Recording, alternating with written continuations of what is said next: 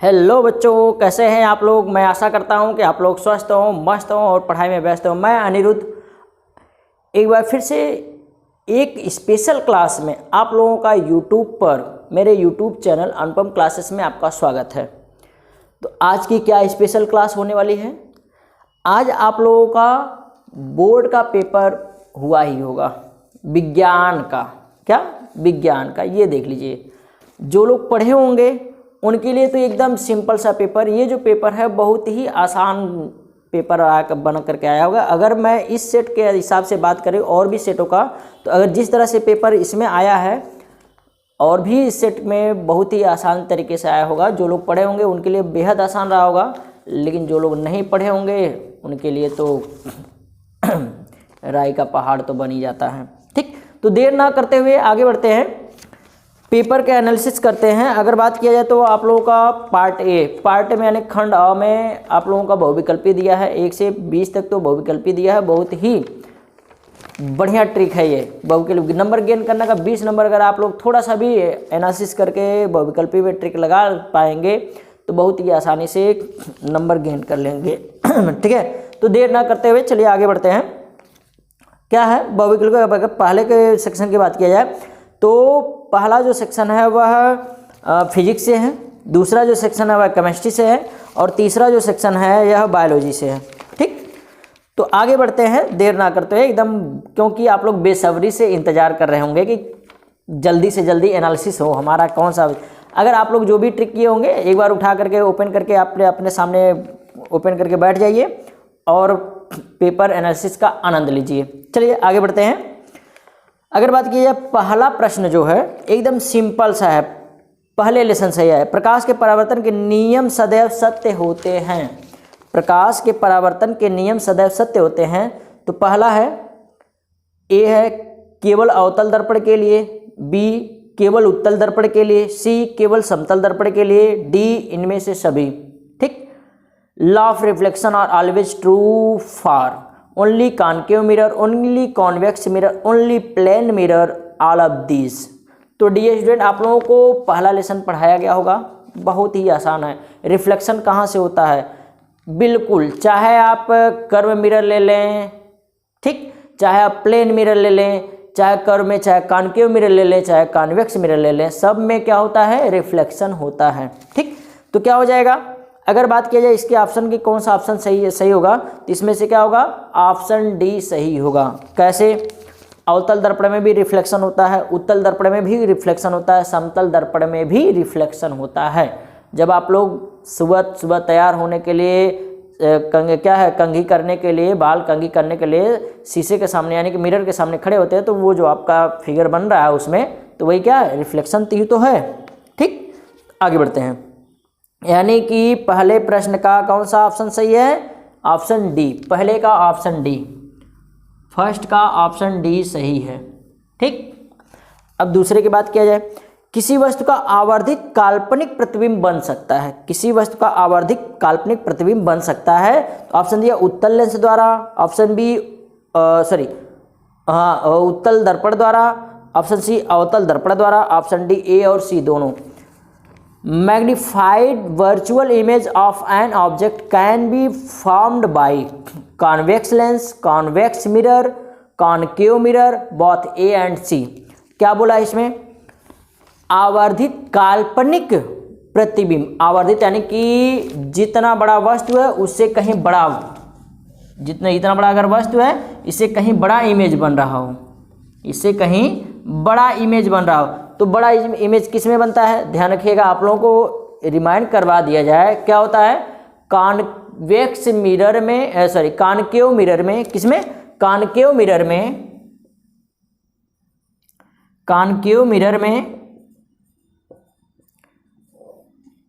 किस सिचुएशन में, जब वस्तु कहाँ पर होती है, फोकस बिंदु और ध्रुव के बीच होती है। जब वस्तु फोकस और ध्रुव के यानी कि फोकस और पोल के बीच होती है तो उसका जो इमेज बनता है वह क्या होता है, वर्चुअल और आवर्धित यानी कि लार्जर देन ऑब्जेक्ट। जब वस्तु फोकस बिंदु और ध्रुव के बीच होता है, किसमें, कॉनकेव मिरर में, तो उसका जो इमेज होता है वह वस्तु से क्या होता है, बड़ा बनता है, सीधा बनता है और आभासी बनता है। ठीक है, अब इसके बाद और दूसरी बात किया जाए और किसमें जो है कि ये आभासी प्रतिबिंब बड़ा प्रतिबिंब बन सकता है, तो ध्यान रखिएगा कॉन्वेक्स लेंस में। किसमें? कॉन्वेक्स लेंस में। इसमें भी जो लास्ट वाली जो सिचुएशन होती है, जब वस्तु कहाँ होगा, F1 और लेंस के बीच होगा, F1 और लेंस के बीच होगा। ठीक है, इस स्थिति में भी प्रतिबिंब जो है वस्तु से बड़ा, काल्पनिक और सीधा बनता है। ठीक है, तो ध्यान रखिएगा कौन कौन सा ऑप्शन रहेगा सही रहेगा, ए और सी, उत्तल लेंस और अवतल दर्पण, उत्तल कॉन्वेक्स लेंस और कॉनकेव मिरर। ठीक है, यानी कि दूसरे का कौन सा होगा, डी, दूसरे का डी होगा। ठीक, अब तीसरे की बात की जाए, थर्ड क्वेश्चन का, अत्यधिक उच्च प्रतिरोध वाला पदार्थ कहलाता है, अत्यधिक उच्च प्रतिरोध वाला पदार्थ कहलाता है, ए है चालक, बी है अर्धचालक, सी है अतिचालक, डी है विद्युतरोधी। मतलब क्या है, a material of very large resistance is called as conductor, semiconductor, super conductor, insulator. ठीक, तो ध्यान रखिएगा आप लोगों को प्रतिरोध में बताया गया होगा, प्रतिरोध का मतलब रुकावट होता है, जिसमें पूरी तरीके से रुकावट हो, धारा का रुकावट बहुत ज़्यादा हो जाए, यानी कि जैसे प्लास्टिक है उसमें धारा का रुकावट हो जाएगा। ठीक, और भी मटेरियल्स कुछ हैं जो क्या है, मतलब इंसुलेटेड हैं। ठीक है, वो सब क्या होंगे, विद्युतरोधी होंगे। ठीक, तो यानी कि इसमें क्या हो जाएगा, ऑप्शन डी हो जाएगा। तीसरे का कौन सा होगा, ऑप्शन डी, यानी कि विद्युतरोधी पदार्थ क्या होंगे, उच्च प्रतिरोध वाला पदार्थ होगा। ठीक, अगला क्या है, चौथा दिया है, विद्युत शक्ति की इकाई है। ठीक, A volt, B watt, C joule, D coulomb. Unit of electrical power is, unit of electrical power is A volt, B watt, C joule, D coulomb. ठीक है, तो इसमें क्या बोला है, ध्यान रखिएगा, अगर थोड़ा सा भी गेस करें, गेस का क्या है कि यहाँ पर ध्यान देने वाली बात है, विद्युत शक्ति की इकाई है इलेक्ट्रिकल पावर। ठीक है, इलेक्ट्रिकल पावर, विद्युत शक्ति, ध्यान रखिएगा, वोल्ट, वोल्ट किसका है, वोल्ट वैद्युत विभव का, इलेक्ट्रिक पोटेंशियल का है। और बी वाट क्या है, यही तो है विद्युत शक्ति, इलेक्ट्रिकल पावर का ही है वाट, क्या वाट यूनिट है। ठीक, और जूल किसका है, जूल कार्य का है, जूल किसका है, कार्य का है, वर्क का है। और डी कूलाम किसका है, कूलाम जो है आवेश का है। ठीक, तो यानी कि इसमें से क्या मिल जाएगा, चौथा का कौन सा होगा, बी होगा, चौथा का बी, वाट होगा। अगर पांचवें की बात की जाए, किसी विद्युत केतली में प्रवाहित धारा 3 गुनी कर लेने पर केतली में उत्पन्न ऊष्मा की मात्रा हो जाएगी, ए 4 गुनी, बी 3 गुनी, सी 9 गुनी, डी 12 गुनी।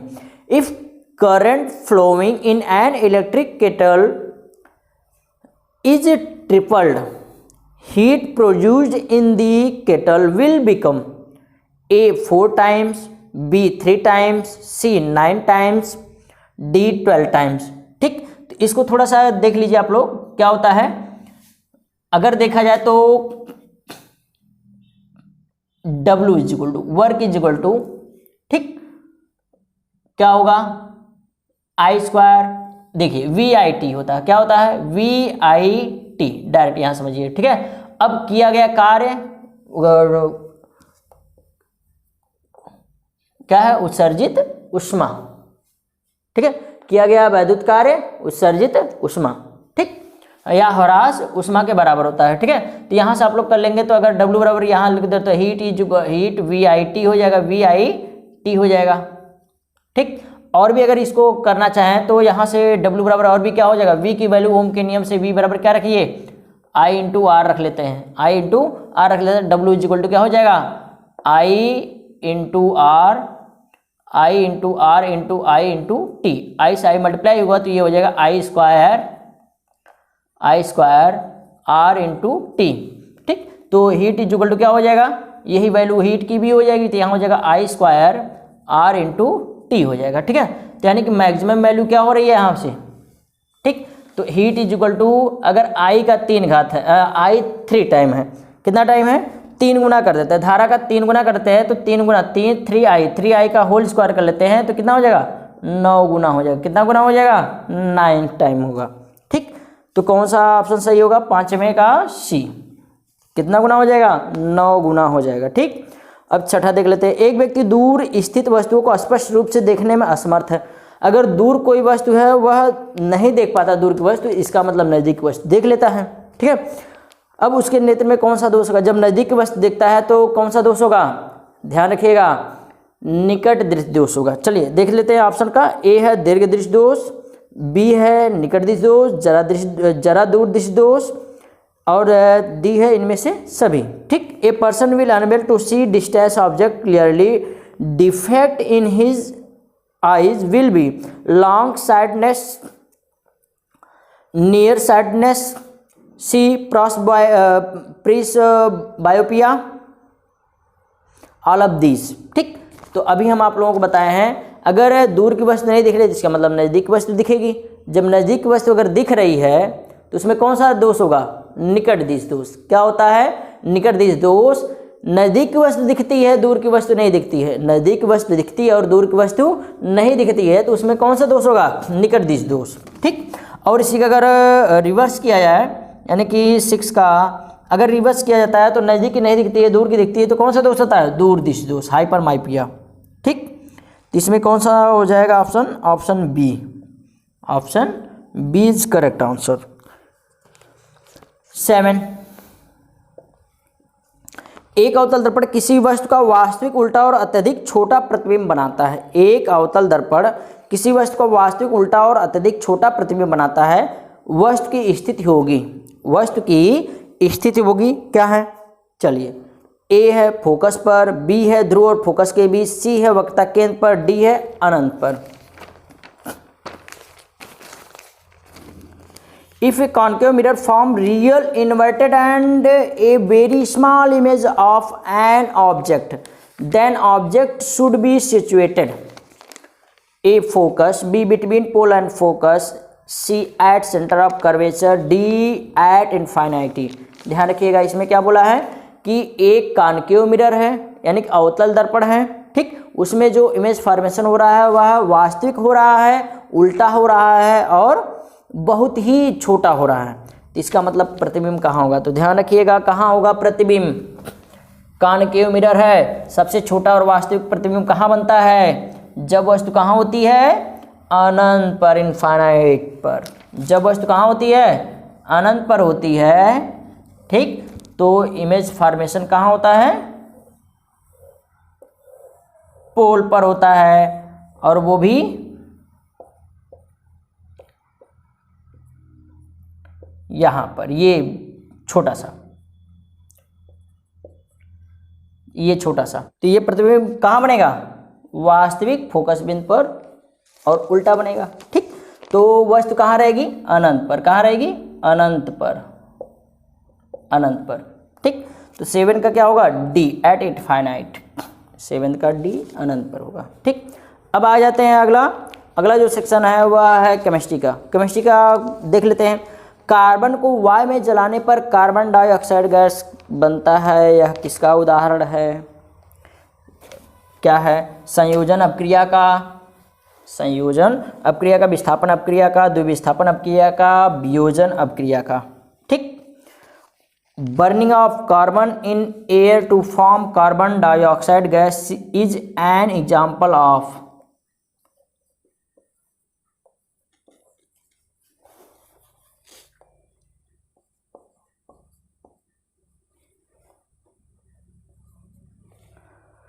ए combination reaction, D displacement reaction, C double displacement reaction, D decomposition reaction. ठीक, अब यहाँ जो 2 रिएक्टेंट हैं वो एक दूसरे से रिएक्शन करके क्या बना रहे हैं? ओनली 1 प्रोडक्ट बना रहे हैं। आगे अभी आप लोगों को फिर से पढ़ाया जाएगा। ठीक, नए स्टूडेंट के लिए बता रहे हैं हम। क्या है? कार्बन डाइऑक्साइड और ऑक्सीजन की उपस्थिति में कार्बन को ऑक्सीजन की उपस्थिति में जलाया जाता है तो कार्बन डाइऑक्साइड बनता है। यहाँ पर 2 क्या है? रिएक्टेंट है, 2 अभिकारक पदार्थ हैं। यह क्या हो जा रहे हैं? जलने के बाद एक मिल जा रहा है। जो हमारा प्रोडक्ट मिल रहा है वह एक ओनली 1 प्रोडक्ट मिल रहा है, यानी कि ये संयोग हो रहे हैं। क्या हो रहे हैं? एक दूसरे से जुड़ रहे हैं। तो कौन सा सही होगा? 8वां का ए होगा।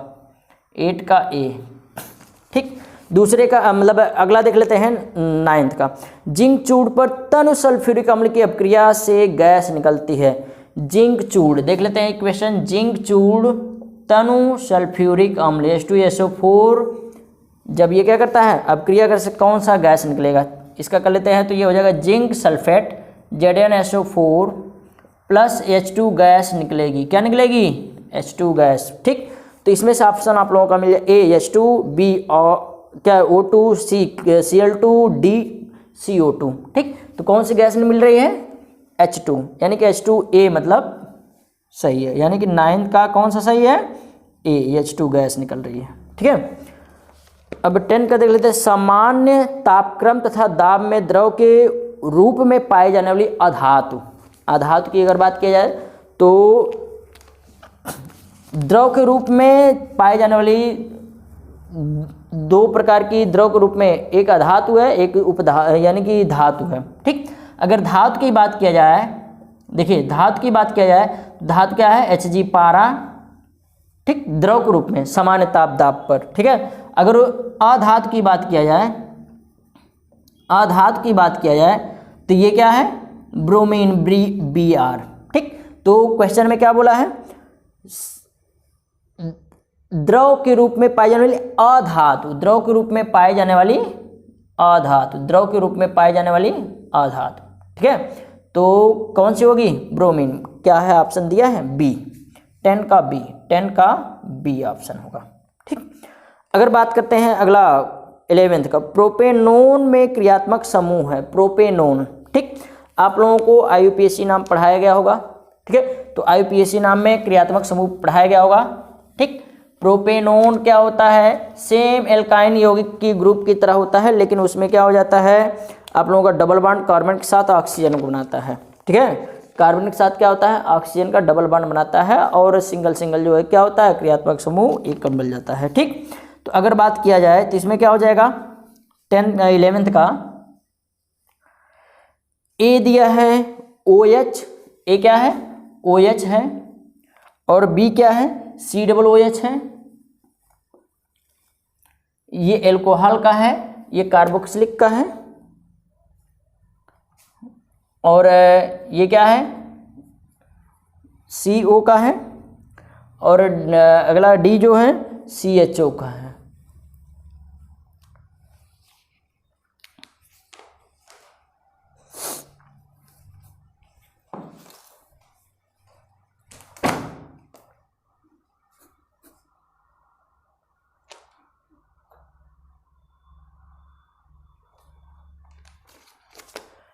OH एल्कोहल का क्रियात्मक समूह है, ये कार्बोक्सिलिक का क्रियात्मक समूह है, और ये क्या है? कीटोन का क्रियात्मक समूह है, और ये क्या है? ये एल्डिहाइड का क्रिया। प्रोपेनोन, प्रोपेनोन, प्रोपेनोन कर लीजिए यहाँ से संधि विच्छेद, आराम से हो जाएगा यहाँ से। प्रोपेनोन, इसका संधि विच्छेद अगर करेंगे तो क्या हो जाएगा? प्रोपेन। प्रोपेन एल्केन के यौगिक के साथ ओन जुड़ जाता है। कौन जुड़ जाता है? ओन जुड़ जाता है। ओन जब जुड़ता है तो वो किस समूह का होता है? कीटोन समूह का होता है। किसका? कीटोन समूह का होता है, ध्यान रखिएगा। कीटोन किसके साथ? प्रोपेन यानी कि एल्केन ग्रुप के यौगिक के साथ ओन अगर जुड़ता है तो समझ लीजिए कि वह कौन सा है? क्रियात्मक समूह कीटोन वर्ग का है। किस वर्ग का है? कीटोन वर्ग का है। ठीक, अब कीटोन वर्ग के यौगिक के लिए जो क्रियात्मक समूह जुड़ता है वह क्या जुड़ता है? CO जुड़ता है। क्या जुड़ता है? CO। C जो है ऑक्सीजन के साथ डबल बॉन्ड के साथ जुड़ता है। ठीक, तो यानी कि इसमें से ऑप्शन कौन सा होगा? C सही होगा। कौन सा सही हो जाएगा? C। 11th का C। 12th देखते हैं। अब इसके बाद आप लोगों का क्या दिया है? एक कॉलम दिया है, तो इसको ध्यान रखिएगा। कॉलम में क्या क्या दिया है? कॉलम में दिए गए यौगिक का कॉलम बी से सुमेलित करना है, यानी कि मैचिंग करना है। ठीक है, A एल्डिहाइड का दिया है, ठीक, B एल्काइन का दिया है, C कार्बोक्सिलिक अम्ल का दिया है, और D हेलो एल्केन का दिया है। ठीक है, तो इसमें आप लोगों को थोड़ा सा समझा दे रहे हैं, अभी ये आप लोग क्लियर कर लेंगे एकदम सिंपल सा। कौन सा क्या क्या है, कैसे कैसे है।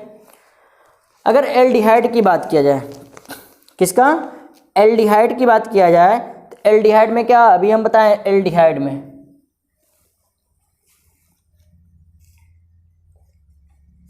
एल्डिहाइड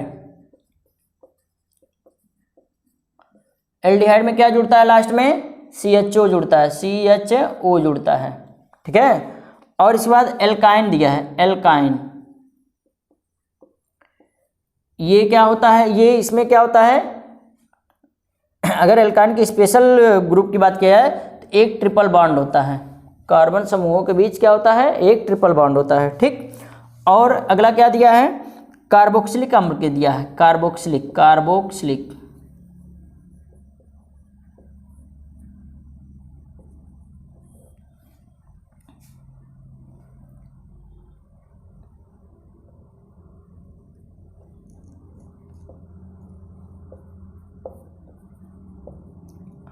कार्बोक्सिलिक अम्ल की बात अगर किया जाए तो कार्बोक्सिलिक अम्ल में क्या है, क्या होता है, अभी हम बताएं COOH जुड़ता है, क्या जुड़ता है, COOH जुड़ता है, जुड़ा रहता है, ठीक है। और अगर बात किया हेलो एल्केन का तो हेलो एल्केन, इसको समझ लीजिए, ठीक। हेलो एल्केन में हेलोजन परिवार जुड़ते हैं, जैसे हेलोजन परिवार,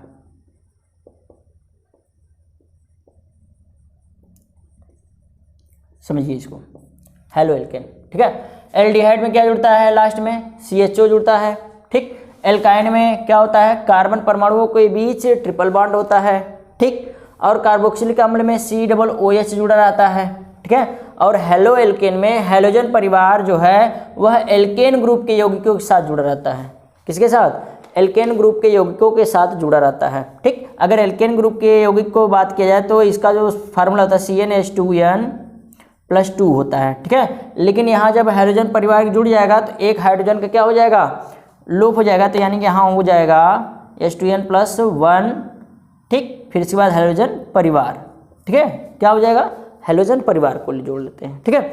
चलिए अगर बात किया जाए ऑप्शन की तो क्या है लास्ट में, देखिए आप लोग, इसका जो बी कॉलम दिया है, बी कॉलम में दिया है यहाँ पर, देखिए आप लोग बी कॉलम में क्या दिया है, CO, यहाँ डबल बॉन्ड दिया है, यहाँ OH दिया है, यानी COOH, यानी कि ये किसका है, कार्बोक्सिलिक का COOH होगा, मुझे लगता है कि आप लोग समझ गए होंगे, यानी कि C का A, ठीक।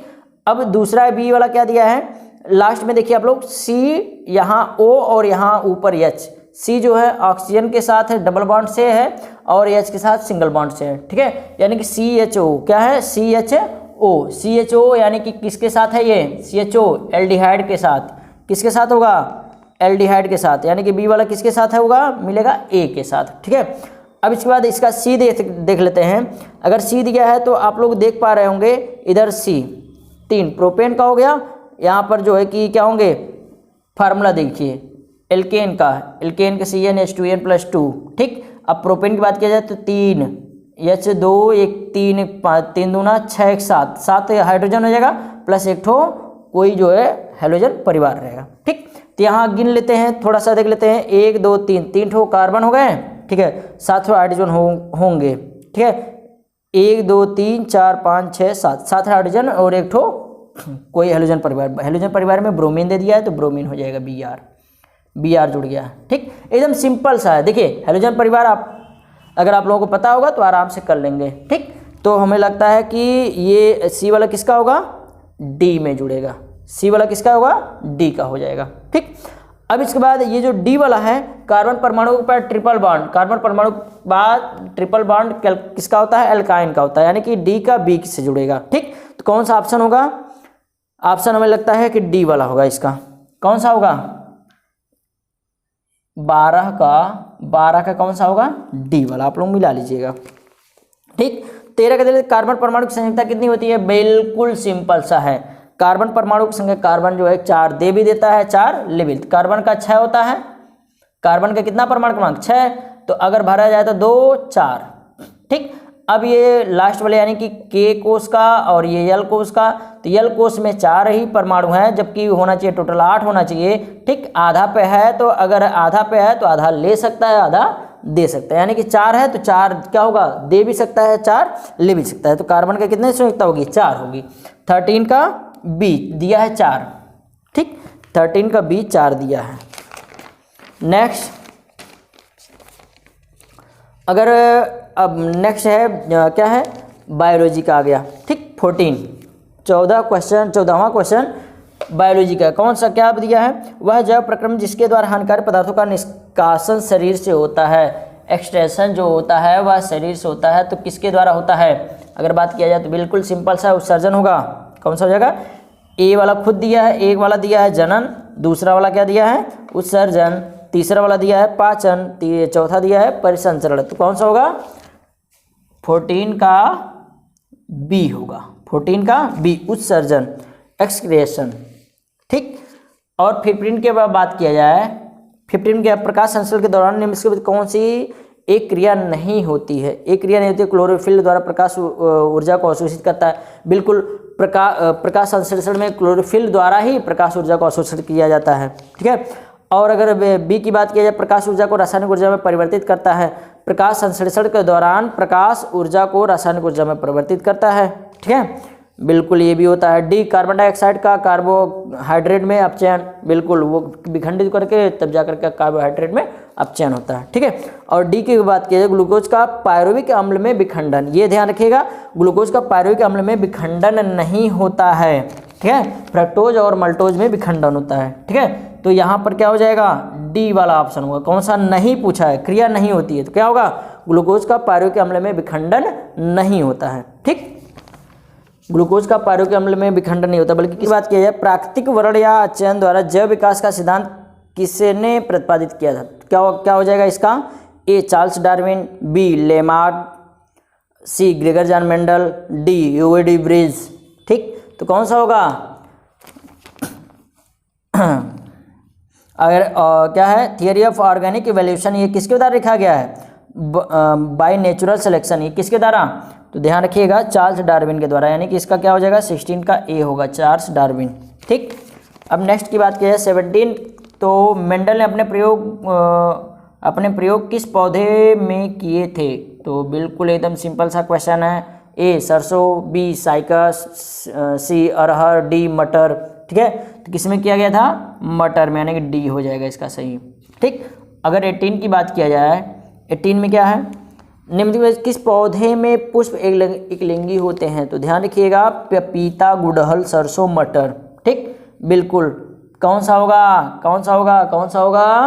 ए होगा, कौन सा होगा ए पपीता। गुड़हल में भी जो है कि क्या होता है, स्त्री कैंसर पुंकेसर कैंसर दोनों होता है, सरसों में भी होता है, आप लोग जानते हैं, मटर में भी होता है, ठीक, ये पढ़े होंगे। किस में नहीं होता है, क्या होता है, कौन सा पौधा जो है कि जिसका पुष्प एकलिंगी होता है, तो पपीता, ठीक। अगर बात किया जाए 19 का, एकदम सिंपल सा, मादा जनन तंत्र के किस भाग में कॉपर टी स्थापित किया था, कॉपर टी, ठीक। तो किस में स्थापित किया जाता है, तो आप लोगों को पता ही होगा, अंडाशय, अंडवाहिनी, गर्भाशय, योनि, ठीक। तो कॉपर टी किस में स्थापित किया जाता है, गर्भाशय में, यूटेरस, ठीक है, यानी कि सी इसका ऑप्शन सही होगा, ठीक, बिल्कुल। अब लास्ट एकदम बचा है, किडवन के बारे में कौन सा कथन सत्य नहीं है, किडवन के बारे में कौन सा कथन सत्य नहीं है, बता दीजिए आप लोग। यह ऑक्सीजन का अनुपस्थिति में होता है, बिल्कुल। यह प्रक्रम सामान्य ईस्ट में होता है, बिल्कुल ईस्ट में होता है, आप लोगों को पढ़ाया गया होगा केमिस्ट्री में। इस प्रक्रिया में पायरुवीय या पायरुवीय अम्ल क्या CO2 व एथेनॉल में परिवर्तित होता है, बिल्कुल एथेनॉल में बनाया जाता है किडवन से ही।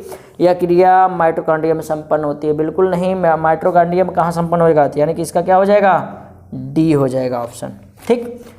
तो ये आप लोगों का MCQ खत्म हुआ। अब आगे बढ़ते हैं अगले सेक्शन की तरफ, तो इसमें दिया है फिजिक्स का, ठीक। बढ़ते हैं, पहला जो प्रश्न है एकदम सिंपल सा, एकदम आराम से कर लेते हैं। अवतल दर्पण के किन्हीं दो उपयोगों को लिखिए। अवतल दर्पण से प्रतिबिंब बनाने के लिए किरण आरेख खींचिए, जबकि वस्तु ए अब दिया है अनंत वक्रता केंद्र के बीच हो, बी फोकस में दर्पण के ध्रुव के बीच हो।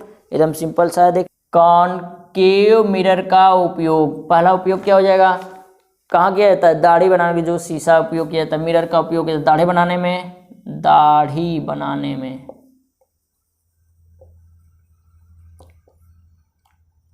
दूसरा की बात किया जाए, क्या होता है, जो टॉर्च में, क्या वाहनों के हेडलाइट में या टॉर्च में,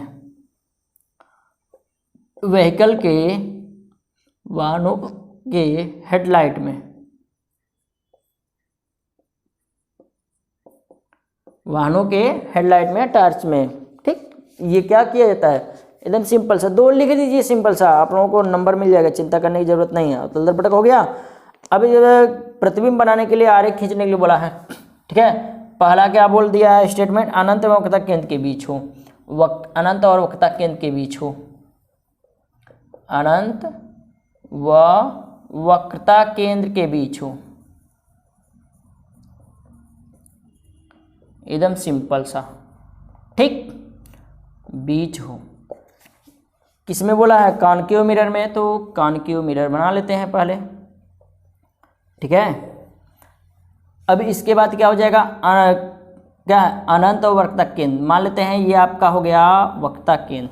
ठीक, और इधर हो गया अनंत, तो यहाँ पर वस्तु को रख दीजिए। इस एक लाइन आप खींचेंगे, क्या, ये आपकी जो लाइन गई है इसको मुख्य से बोलते हैं, इसके पैरेलल एक लाइन खींचेंगे, एक किरण आरेख बनाएंगे। ठीक, और यहाँ से क्या करेंगे, एक लाइन इसको क्रॉस कर दीजिए, यानी कि यहाँ से ये आपका जा रहा है, रिफ्लेक्ट होकर के जा रहा है, कहाँ से जा रहा है, फोकस बिंदु से एफ से होकर जा रहा है, ये आपका हो गया पोल। ठीक है, यहाँ मान लीजिए सी हो गया, ये रिफ्लेक्ट कर जो जा रहा है वह कहाँ जा रहा है, एफ से जा रहा है, और यहाँ का जो बिंदु हो गया यह हो गया पोल। ठीक, अब यहाँ से क्या कर दीजिए, इसको थोड़ा सा बड़ा बनाना पड़ेगा, यहाँ खींच दीजिए, सी ये जा रहा है, रिफ्लेक्ट हो रहा है, यहाँ जा रहा है, रिफ्लेक्ट हो रहा है, रिफ्लेक्ट होकर पुनः उसी मार्ग से ही वापस चला जा रहा है। ठीक, तो ध्यान रखिएगा, जहाँ पर रिफ्लेक्टेड रेज आपस में एक दूसरे से इंटरसेक्ट करती हैं वहीं पर क्या होता है, इमेज फॉर्मेशन होता है। तो ये मान लीजिए ये हो गया ए बी, तो इसका फॉर्मेशन क्या हो रहा है, इन्वर्स बन रहा है, तो ए डैश बी डैश। ठीक, अब इसके बारे में लिखना है कि इस स्थिति में प्रतिबिंब कहाँ बन रहा है, सी तथा एफ के बीच, यानी कि वक्रता केंद्र और फोकस बिंदु के बीच। अब ये क्या है, लेफ्ट साइड है, किस साइड बन रहा है, लेफ्ट साइड बन रहा है, तो वास्तविक होगा। ठीक है, वास्तविक, और ये बताइए इसका मुंह इधर है ना, ऊपर की तरफ है। ठीक, और इसका मुंह किधर हो गया, तीर का निशान नीचे की तरफ हो गया। ठीक है, जिधर एक दूसरे को काटती हैं उधर ही तीर का निशान लगाते हैं हम। ठीक, तो तीर का निशान नीचे की तरफ, इसका मतलब ये है कि यह जो है वह कैसा बन रहा है, उल्टा बन रहा है, इन्वर्स बन रहा है। ठीक है, अब क्या हो जाएगा, इसको लिखना कैसे है, लिख देना है, इस स्थिति में प्रतिबिंब फोकस बिंदु तथा वक्रता केंद्र के बीच, फोकस बिंदु तथा वक्रता केंद्र के बीच। ठीक है, और क्या है, वास्तविक, क्या, वास्तविक तथा उल्टा बनेगा, वास्तविक तथा उल्टा। अब ये भी अगर आपको समझ में आ रहा है कि ये कितना बड़ा है, अगर देखने में पता चल रहा है, तो आप इसके बारे में भी लिख देंगे कि वस्तु की अपेक्षा ये क्या होगा, छोटा बनेगा, वस्तु की अपेक्षा छोटा बनेगा। यानी कि एक बार फिर से, इस स्थिति में प्रतिबिंब फोकस बिंदु तथा वक्रता केंद्र के बीच वास्तविक उल्टा तथा वस्तु की अपेक्षा छोटा बनेगा। एकदम सिंपल सा पहला स्टेटमेंट हो गया होगा। ठीक है, अब देख लेते हैं दूसरा स्टेटमेंट क्या बोला है। दूसरा स्टेटमेंट, आप लोग कुछ करना है ना, एकदम अगर इस तरह से कर लेंगे तो एकदम आराम से नंबर मिल जाया करेगा, ज़्यादा कुछ लिखने की जरूरत नहीं। फिगर वगैरह हाँ थोड़ा सा अच्छा बनाएंगे तो अच्छा नंबर मिलेगा। फोकस दर्पण के ध्रुव के बीच हो, एफ और ध्रुव के बीच हो। ठीक है,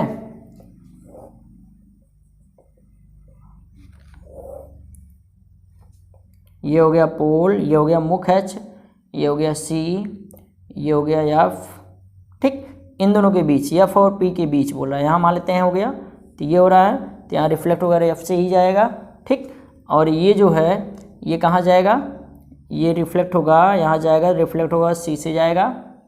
ठीक है, तो अब जब ये सी से जा रहा है तो इसका मतलब यही समझ लीजिएगा कि अपने मार्ग से कहीं नहीं विचलित होगा, वहीं से वहीं चला जाएगा। ठीक है, अब इसके बाद क्या होगा, ये इधर तो नहीं मिलेगा वास्तव में, यानी कि क्या मिरर के सामने लेफ्ट साइड में नहीं मिल रहा है। ठीक है, अब क्या है, ये मिलता हुआ प्रतीत होगा किधर, मिरर के पीछे।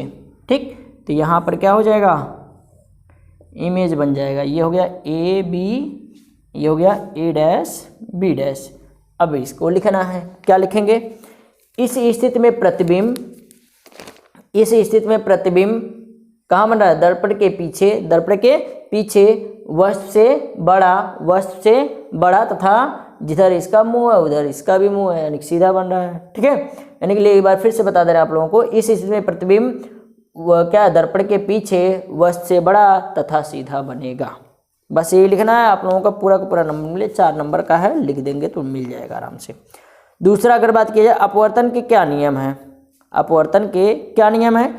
3 सेंटीमीटर की वस्तु उत्तल लेंस के मुख्य अक्ष के लंबवत रखी है, लेंस की फोकस दूरी 30 सेंटीमीटर और लेंस से वस्तु की दूरी 10 सेंटीमीटर, प्रतिबिंब की स्थिति आकार में प्रतिबिंब है। क्या है, हम इस प्रतिबिंब को पर्दे पर देख सकते हैं? बिल्कुल, अब देख लेते हैं कि नहीं देख लेते हैं, ये हल करने के बाद ही पता चलेगा। ठीक, तो आप लोगों को बता दिया जाए, क्या दिया है? अपवर्तन के क्या नियम है? अपवर्तन का नियम जानते ही होंगे। अपवर्तन के 2 नियम होते हैं। ठीक है, क्या है? अगर बात किया जाए तो माध्यम 1 माध्यम 2, ठीक, प्रकाश आई और दूसरे माध्यम से अपने मार्ग से क्या हो जाती है? दूसरे माध्यम में घुसते समय विचलित हो जाती है। ठीक, तो क्या लिखेंगे? पहला ये तो हो गया अपवर्तन का, लेकिन नियम बोला है तो नियम के लिए ये आपतित किरण अपवर्तित किरण, ये हो गया अविलंब। ठीक है, यहाँ पर आपतन बिंदु, क्या है? आपतन बिंदु, ये सब एक ही बिंदु पर होते हैं, आपतन बिंदु पर या एक ही तल पर होते हैं। ठीक, क्या आगे लिखेंगे? आपतित किरण अपवर्तित किरण तथा अविलंब, आपतित किरण अपवर्तित किरण तथा अविलंब तीनों एक ही तल के एक ही बिंदु पर यानी कि आपतन बिंदु पर होते हैं। किस पर होते हैं? आपतन बिंदु पर होते हैं। ठीक है, आपतन बिंदु पर होते हैं, ये हो गया पहला नियम। और दूसरा नियम क्या है? यहाँ का कोण आई, यहाँ कोण आर, ठीक है, तो यानी कि साइन आई क्या है? Sine i directly proportional to sine r, sine r. इसको क्या लिखेंगे? आपतन कोण की ज्या अपवर्तन कोण की ज्या के क्या होता है? अनुक्रमानुपाती या समानुपाती होता है, डायरेक्टली प्रोपोर्शनल होता है। ठीक, आपतन कोण की ज्या अपवर्तन कोण की ज्या के समानुपाती या अनुक्रमानुपाती होता है। ठीक है, या फिर इस तरह से भी लिख सकते हैं, साइन आई बट्टे साइन आर बराबर n, यानी कि आपतन कोण की ज्या तथा अपवर्तन कोण की ज्या का अनुपात एक नियतांक होता है। एकदम ये स्नेल का नियम है, एकदम सिंपल सा लिख देंगे। 2 नियम लिखेंगे प्लस एक क्वेश्चन लगा देंगे तो आप लोगों को 4 नंबर का मिल जाएगा। क्वेश्चन कैसे है देख लेते हैं, हल कर लेते हैं इसको, एकदम सिंपल सा है। ठीक,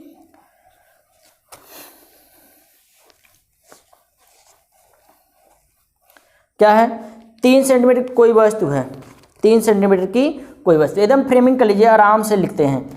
ऑब्जेक्ट की कौन सा क्वेश्चन है? ये है दूसरा क्वेश्चन। दूसरे का अगर ऑब्जेक्ट की बात किया जाए तो 3 सेंटीमीटर, 3 सेंटीमीटर। ठीक, और क्या है? अगर फोकस दूरी की, लेंस की फोकस दूरी की बात किया जाए, कौन सा लेंस है? उत्तल लेंस है, तो इसकी फोकस दूरी की बात किया जाए तो क्या हो जाएगा? 30 सेंटीमीटर प्लस में रहेगा, ये प्लस में रहेगा। ठीक, वस्तु की जो दूरी है वह यू की वैल्यू माइनस में रहेगी, हमेशा रहती है -10 सेंटीमीटर। ठीक है, अब क्या बोला है कि v की वैल्यू ज्ञात करनी है, किसकी? v की वैल्यू ज्ञात करनी है। एकदम सिंपल सा फार्मूला लगाते हैं, 1/f = 1/v - 1/u। ठीक है, 1/f, f की वैल्यू क्या है?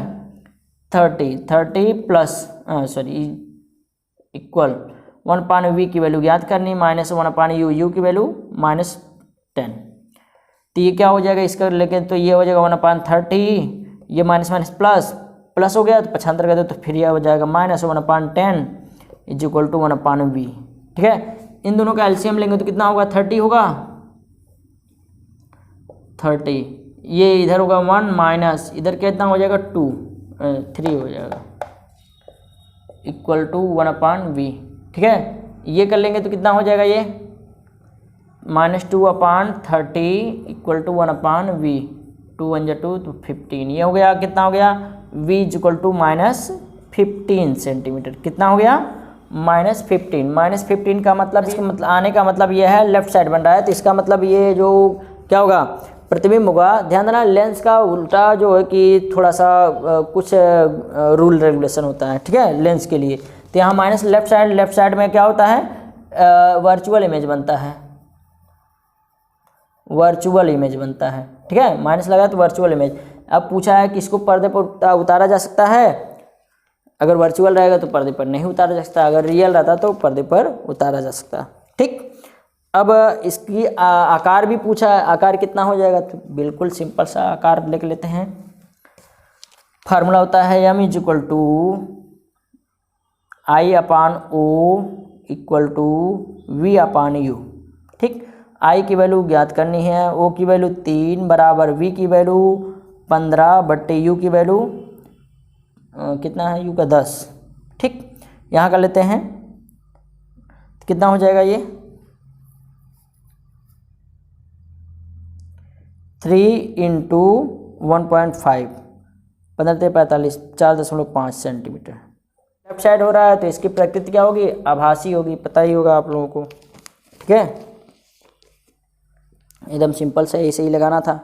अब नेक्स्ट अगर क्वेश्चन की बात किया जाए, ओम का नियम, किसी तार के प्रतिरोध को प्रभावित करने के लिए किन दो कारकों का उल्लेख कीजिए। ओम का नियम तो आप लोग जानते ही हैं। ठीक है, क्या होता है, यदि किसी चालक तार का ताप दाब यानी भौतिक परिस्थितियाँ यानी कि भौतिक अवस्थाएं नियत हो तो, जैसे ताप दाब ये सब चीज़ें नियत हो तो क्या होगा, किसी चालक के सिरों का विभवांतर उसमें प्रवाहित होने वाली धारा के अनुक्रमानुपाती होता है, V directly proportional to I। ठीक, तो V equal to R into I होगा। ठीक है, अब यहाँ से निकाल लेते हैं, R equal to V upon I हो जाएगा। ठीक, तो जहाँ पर R क्या है, अनुक्रमानुपाती नियतांक है, जिसे रेसिस्टेंस कहते हैं, जिसे प्रतिरोध कहते हैं। अब R के लिए क्या करना है, इसका मात्रक भी लिख देंगे, इसका मात्रक ध्यान रखिएगा, ये सब चीज़ें लिखनी पड़ेगी। मात्रक क्या होगा, ओम होगा, क्या होगा, ओम। इसको हम ओमेगा से रिप्रेजेंट करते हैं। ठीक है, ये सब चीज़ें लिखनी पड़ेगी। ठीक, अगर आप लिख दे रहे हैं या किस प्रकार की राशि है या अदिश राशि है, ठीक है, तो ये सब भी बहुत ही अच्छा, इसका अच्छा इम्पैक्ट पड़ेगा। ठीक, ये हो गया। और क्या पूछा, किसी तार के प्रतिरोध को प्रभावित करने वाले किन्हीं दो कारकों का उल्लेख। किसी तार को प्रभावित करने वाले किन्हीं दो ताप भी प्रभावित करता है। क्या, ताप प्रभावित करता है, रेसिस्टेंस प्रभावित करता है, वोल्ट प्रभावित करता है, विद्युत धारा प्रभावित करता है, ये सब चीज़ें क्या है, प्रभावित करती हैं। ठीक है, और अगर बात किया जाए क्या है, 400 वाट का एक बल्ब 200 वोल्ट के विद्युत स्रोत से जुड़ा है। 400 वाट का एक बल्ब 200 वोल्ट के विद्युत स्रोत से जुड़ा है, बल्ब केवल 5 मिनट उपयोग में लाया जाता है। चलिए इसको लिख लेते हैं, फ्रेमिंग करके इसको लगाते हैं, एकदम सिंपल सा।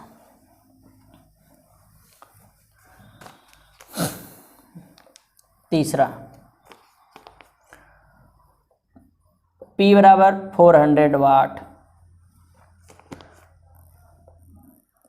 V बराबर 200 वोल्ट, 5 मिनट, T बराबर 5 मिनट, 5 मिनट। बल्ब में प्रवाहित धारा तथा इसमें उत्पन्न ऊष्मा की मात्रा ज्ञात करनी है। ठीक है, प्रवाहित धारा की मात्रा और ऊष्मा की मात्रा। ठीक, I बराबर भी ज्ञात करना है और H बराबर भी ज्ञात करना है। ठीक है, चलिए देखते हैं क्या हो जाएगा। ठीक, तो पहले I बराबर ज्ञात कर लेते हैं। तो P बराबर क्या होता है, P equal to V into I होता है, V इंटू आई। ठीक, तो I की वैल्यू यहाँ से अगर आप लोगों को निकालना चाहें तो निकाल सकते हैं। I इक्वल टू क्या हो जाएगा, P अपान V। P की वैल्यू 400 अपान V की वैल्यू 200, तो I की वैल्यू 2 एम्पियर। I की वैल्यू क्या हो गई, 2 एम्पियर हो गई, 2 एम्पियर। ठीक है, अब H की वैल्यू निकालना है तो ठीक, H बराबर क्या होता है, W अपान 4.2 हो जाएगा। W अपान कितना हो जाएगा, 4.2। W को वैल्यू क्या होती है, VIT होती है, VI इंटू टी होती है बटे 4.2। ठीक, अब ये क्या हो जाएगा, V की वैल्यू 200 गुणे I की वैल्यू 2 गुणे T की वैल्यू 5 मिनट है ना, तो इसको सेकंड में चेंज करेंगे, 5 गुणे 60 या 60 गुणे 5 कर लेते हैं, तो 6×5 = 300 सेकंड हो जाएगा, 300 अपान 4.2 हो जाएगा। ठीक है, ऊष्मा पूछा है ना, हाँ, तो ये कितना हो जाएगा, 3 2 4 3 12,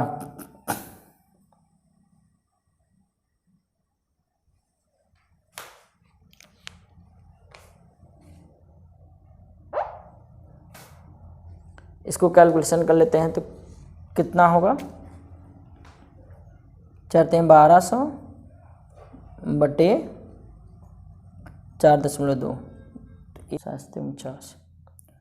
285.7 कैलोरी।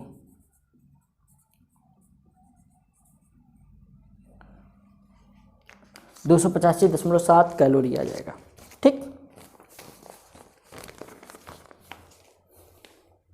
आगे बढ़ते हैं। अगला जो क्वेश्चन है देखिए, चौथा, चुंबकीय क्षेत्र रेखाओं के किन्हीं दो गुणों का उल्लेख कीजिए। एकदम सिंपल, चुंबकीय क्षेत्र रेखाएं जो एक दूसरे को एक कहीं पर भी इंटरसेक्ट नहीं करती हैं, प्रच्छेद नहीं करती हैं। ठीक है, और क्या है, ये बल रेखाएं नॉर्थ से निकलती हैं और कहाँ समाप्त होती हैं, साउथ पर समाप्त होती है। एकदम दो ही लिखना है, एकदम आराम से लिख लेंगे। ठीक है, चुंबकीय बल रेखाएं जो होती हैं,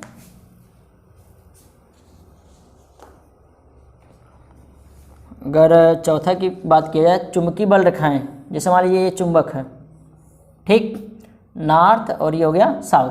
नॉर्थ पोल से बल रेखाएं निकलेंगी, कहाँ समाप्त होंगी, साउथ पोल पर समाप्त होंगी।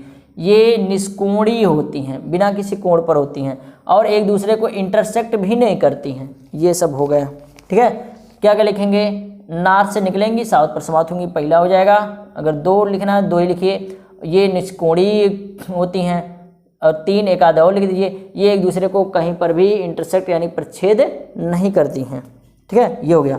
और किसी सीधे धारावाही तार के चुंबकीय क्षेत्र की दिशा ज्ञात कर, मैक्सवेल कार्क-स्क्रू का नियम, मैक्सवेल का कार्क-स्क्रू का नियम। ठीक, यदि हम क्या करते हैं, किसी स्क्रू को स्क्रू ड्राइवर से यानी पेचकस से कसते हैं, पेचकस से क्या करते हैं, कसते हैं। जैसे मान लीजिए ये स्क्रू ड्राइवर होगा और ये पेचकस से जब हम कसते हैं, जैसे मान लीजिए ये स्क्रू है, ये पेचकस है, इसको हम कस रहे हैं तो ये स्क्रू क्या हो रहा है, अंदर की तरफ घुस रहा है।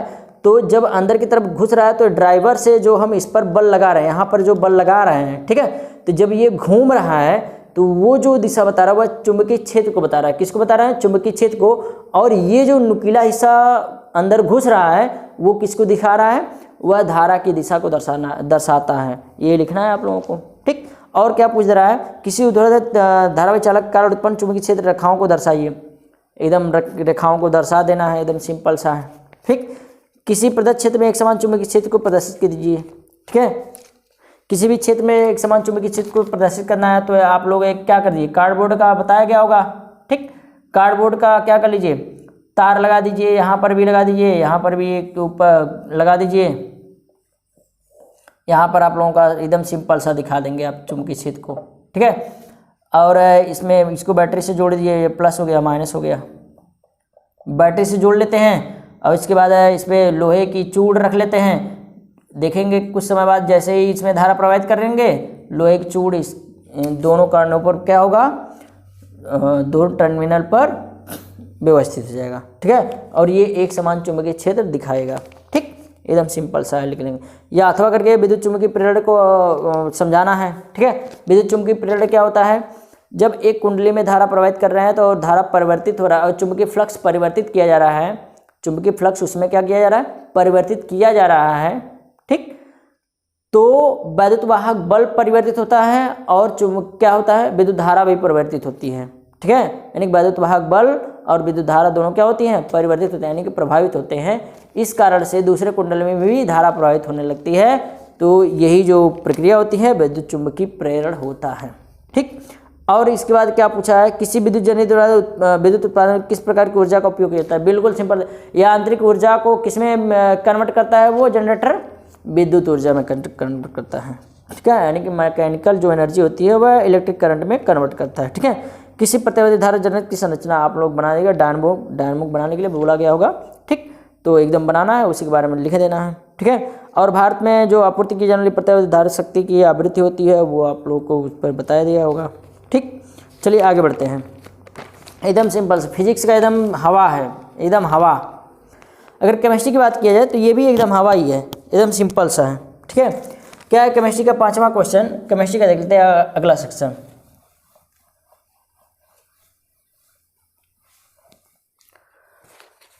पांचवें का पहला क्या दिया है संतुलित करने के लिए, एकदम सिंपल सा है, CaOH twice plus CO2 calcium carbonate plus H2O एकदम सिंपल सा। कैल्शियम इधर एक, कैल्शियम इधर भी एक, ऑक्सीजन इधर दो, दो चार ऑक्सीजन हो गए, ऑक्सीजन 3 1 4 4 ऑक्सीजन हो गए। हाइड्रोजन इधर दो, हाइड्रोजन इधर भी दो, हाइड्रोजन इधर भी दो, हाइड्रोजन इधर भी दो, तो यानी कि 1 4 2 1 4 2 ये संतुलित है। यह समीकरण संतुलित करने की जरूरत नहीं है। दूसरा देख लेते हैं, एकदम सिंपल सा है। अगर मेथेन को हम जला रहे हैं CH4 ऑक्सीजन की उपस्थिति में तो क्या बनता है, कार्बन डाइऑक्साइड बनता है और जल बनता है।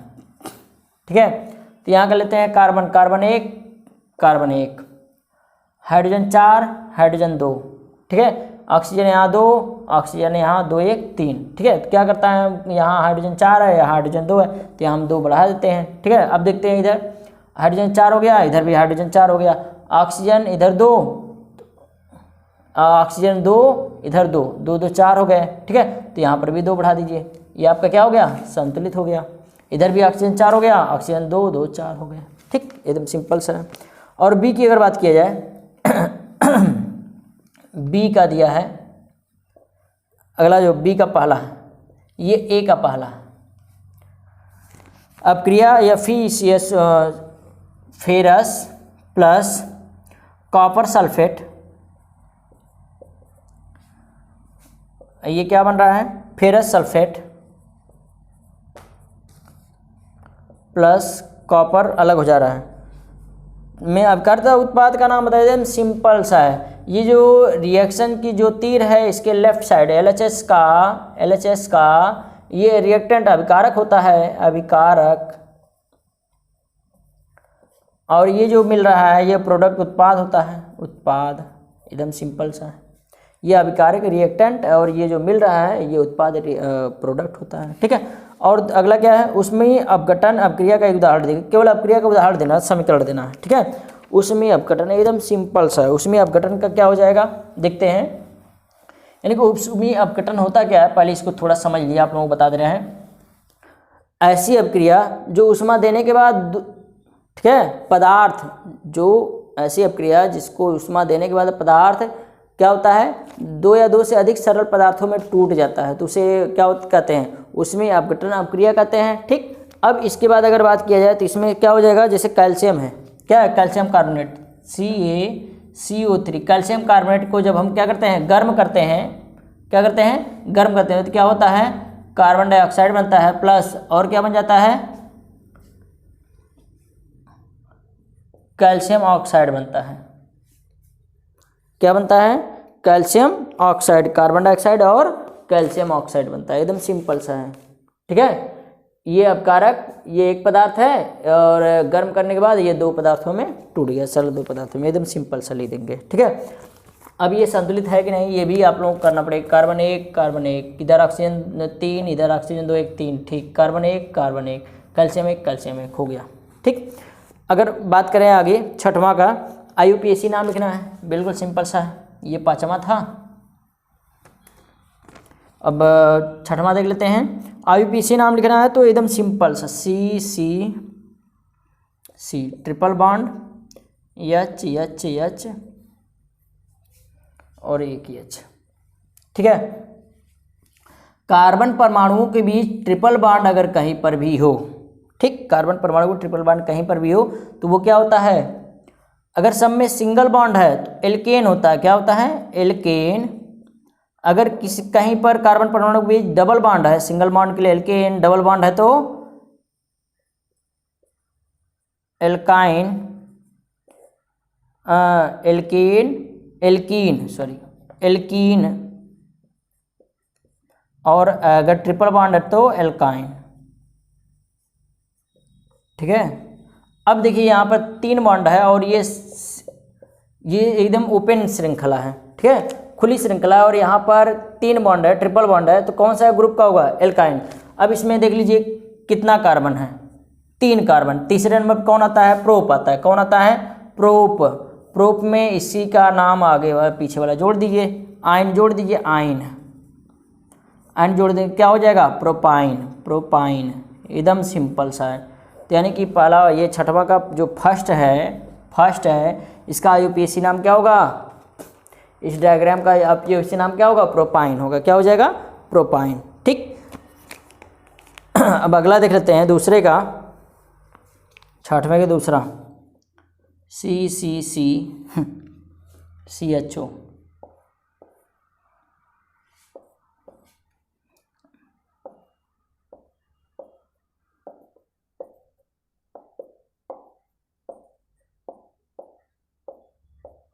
एकदम सिंपल सा इसका लास्ट में देखिए कितना है? CHO किसका होता है? एल्डिहाइड। अब इसके बाद ये क्या हो जाएगा आपका? 1 2 3 कार्बन है, एक मिलाकर के इसको अगर कर लेंगे 4 हो जाएगा। ठीक है। चौथा नंबर कौन होता है? ब्यूट होता है, मेथेट प्रो ब्यूट, ब्यूटेल्डिहाइड कर लेंगे।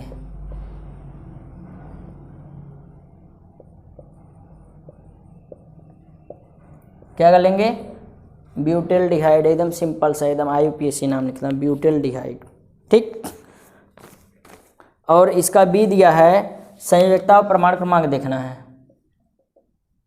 छठवें का बी, 6 का बी। पहला है नाइट्रोजन का प्रमाण क्रमांक कितना होता है? 7 होता है। संयोजकता कितनी होती है? वैलेंसी, इसकी वैलेंसी -3 होती है। ठीक है। और दूसरे की वो बात किया जाए, दूसरे का किसका दिया? मैग्नीशियम, Mg का दिया है। मैग्नीशियम का कितना होता है? प्रमाण क्रमांक 12 होता है। और इसकी वैलेंसी कितनी होती है? +2 होती है, +2। एकदम सिंपल सा ये लिखना था, एक नंबर मिल जाता आराम से, लिखे होंगे अगर तो। चलिए नेक्स्ट क्वेश्चन बढ़ते हैं। संतृप्त एवं असंतृप्त हाइड्रोकार्बन, संतृप्त एवं असंतृप्त हाइड्रोकार्बन एकदम सिंपल सा है। जो एल्केन ग्रुप का यौगिक है, अगर वो क्या होता है? सिंगल बॉन्ड, कार्बन परमाणुओं के बीच अगर सिंगल बॉन्ड बन रहा है, कार्बन परमाणुओं के बीच अगर सिंगल बॉन्ड है तो वह क्या होगा? संतृप्त यौगिक हाइड्रोकार्बन होगा। कौन सा होगा? संतृप्त हाइड्रोकार्बन होगा। ठीक। एक आध एग्जाम्पल समझाइए, संतृप्त की बात करते हैं। जैसे CH4 या C2H5, C2H6, ठीक है, या C3H3O8, ठीक है। कार्बन परमाणु बीच अगर बात किया जाए इसका, तो कार्बन परमाणुओं के बीच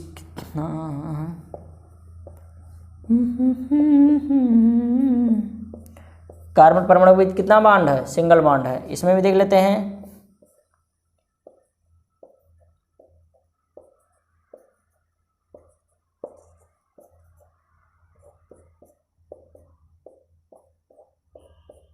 यहाँ कार्बन परमाणु के बीच कितना बॉन्ड है? सिंगल बॉन्ड है, एक सिंगल बॉन्ड है ना, तो ये क्या होगा? संतृप्त होगा। ठीक है। सिंगल बॉन्ड वाले जितने भी हाइड्रोकार्बन यौगिक होंगे वो संतृप्त यौगिक होंगे। ठीक। असंतृप्त में क्या होगा? बिल्कुल, अगर सिंगल बॉन्ड का संतृप्त हो गया तो बाकी बचा कितना? डबल बॉन्ड वाले और ट्रिपल बॉन्ड वाले यौगिक क्या होंगे? असंतृप्त यौगिक होंगे। ठीक। इसमें ये आपका संतृप्त में एल्केन ग्रुप का यौगिक हो जाएगा, और क्या है? असंतृप्त में एल्कीन और एल्काइन ग्रुप के यौगिक हो जाएंगे। ठीक। जैसे अगर सेकंड की बात की जाए, C2H2 क्या है? हाँ, C2H4, ठीक, ये हो गया। और इसकी बात की जाए C2H2 हो जाएगा। ठीक है, ये सब। और संक्षारण आप लोग जानते ही हैं, रस्टिंग, ठीक है, क्षरण होना। ठीक। क्या होता है संक्षारण?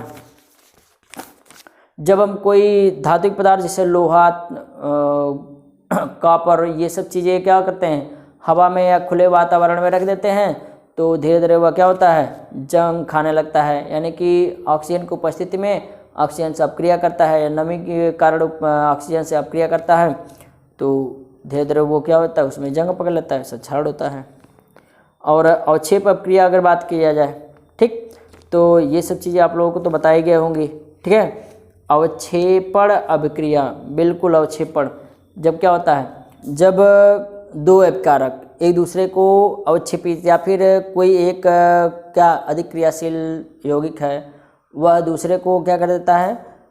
अलग कर देता है, यानी कि वह नीचे सेटल हो जाता है। ठीक। तो जो पदार्थ प्राप्त होगा वह जो है कि या फिर जो अपक्रिया होती है उसे हम क्या कहते हैं, अवक्षेपण अपक्रिया कहते हैं। अवक्षेपण अपक्रिया का मतलब जैसे अगर बात किया जाए तो बेरिलियम क्लोराइड प्लस Na2SO4 ये क्या कर लेगा, beryllium sulphate BaSO4 plus NaCl ये क्या हो जाएगा, बैठ जाता है। यानी कि ये जो है ठीक, ये एक दूसरे से सेटल क्या कर लेते हैं, एक दूसरे को रिएक्ट करके अपक्रिया करके एक दूसरे से ठीक। तो ये बेरिलियम सल्फेट जो लवण मिलता है, ये बेरिलियम जो सल्फेट होता है यह सेटल हो जाता है, नीचे बढ़ जाता है, अवक्षेपित हो जाता है। इसी को हम क्या बोलते हैं, इसी अपक्रिया को अवक्षेपण अपक्रिया कहते हैं। ठीक है, यानी कि ऐसी अपक्रिया जिसमें ठीक है ऐसी रासायनिक अपक्रिया जिसमें नया पदार्थ बनने के बाद वो क्या हो जाता है, एक दूसरे से अवक्षेपित होकर के नीचे बैठ जाता है ठीक, वही होता है अवक्षेपण अपक्रिया। ठीक है, अथवा करके दिया है प्लास्टर ऑफ पेरिस का गुण तथा दो उपयोग, एकदम सिंपल सा प्लास्टर ऑफ पेरिस। ठीक है, थोड़ा सा इसको किस तरह से लिखना होता है, प्लास्टर ऑफ पेरिस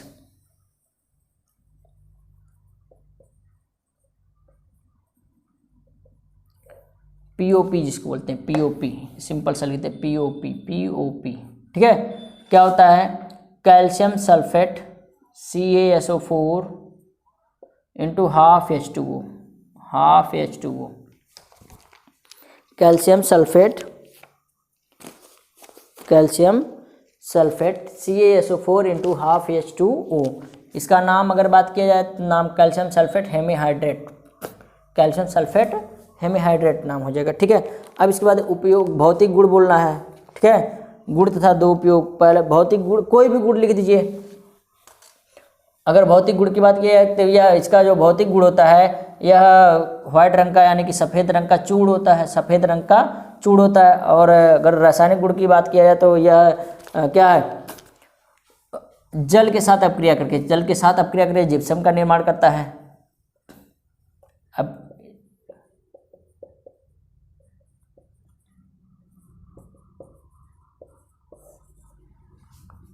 जल के साथ अपक्रिया करके जिप्सम का निर्माण CaSO4 इंटू H2O। ठीक है, CaSO4 इंटू H2O। अब ये समीकरण जो है आप लोग संतुलित कर लीजिएगा। ठीक, तो यहाँ से क्या हो जाता है, मिल जाता है। ठीक है, और दो गुण बोल रहा है, उपयोग बोल रहा है। पहला उपयोग बात किया जाएगा तो घर को सुंदरीकरण यानी कि घर को रंगने में, रंगाई करने में। ठीक है, और दूसरा क्या हो जाएगा, मूर्ति बनाने में। तीसरा क्या हो जाएगा, प्लास्टर, हाथों जब टूट जाता है तो प्लास्टर करने में, ये सब उपयोग है। क्षार और अम्ल से आप क्या समझते हैं, क्षार। ठीक है, जो वे यौगिक ठीक जो जल में घुलने के बाद हाइड्रोनियम आयन देते हैं, क्या देते हैं, हाइड्रोनियम आयन देते हैं। ठीक है, तो वो क्षार होते हैं। अम्ल क्या है, ऐसे यौगिक जो क्या होते हैं, जल में घुलने के बाद H पॉजिटिव आयन देते हैं, क्या देते हैं, H पॉजिटिव आयन देते हैं, वो होते हैं अम्ल होते हैं। ठीक है, ये तीक्ष्ण होता है, ये अगर स्वाद की बात की जाए तो खट्टा होता है। ठीक है, और pH का हमारे क्या जीवन में क्या उपयोग है, pH पैमाने का, pH पैमाना बना दीजिए। ठीक है, यहाँ 7 कर दीजिए, 0 कर दीजिए, 14 कर दीजिए। ठीक है, अब pH पैमाने का क्या उपयोग होता है तो ये आप लोग जानते ही होंगे। ठीक है, एसिडिटी का भी हम क्या करते हैं, पता कर लेते हैं, एसिडिटी है कि नहीं पेट उट में, है ना, ये सब चीज़ें पता कर लेते हैं। ठीक, और कृषि विभाग में भी pH पैमाने का उपयोग क्या है, मिट्टी की अम्लता माप लेते हैं कि हाँ मिट्टी में कहाँ अम्लता ज़्यादा, कहाँ पर क्या है, उसको कैसे क्या करना है, ये सब चीज़ें जान लेते हैं, बहुत ज़रूरी होता है। ठीक है, पानी का भी pH पैमाना नाप लेते हैं कि पानी का pH पैमाना कितना है, इस वजह से ताकि वो वहाँ का पानी पीने योग्य है कि नहीं है। ठीक है, ये सब चीज़ें आप लोग कर सकते हैं। ठीक, हाँ, अगर बात किया जाए बायोलॉजी की तो बायोलॉजी में क्या है, पोषण किसे कहते हैं, स्वपोषी और परपोषी आप लोग जानते ही होंगे। ठीक है, ये सब तो पढ़े होंगे। बाकी आगे जो है फिगर बनाने के लिए दिया है।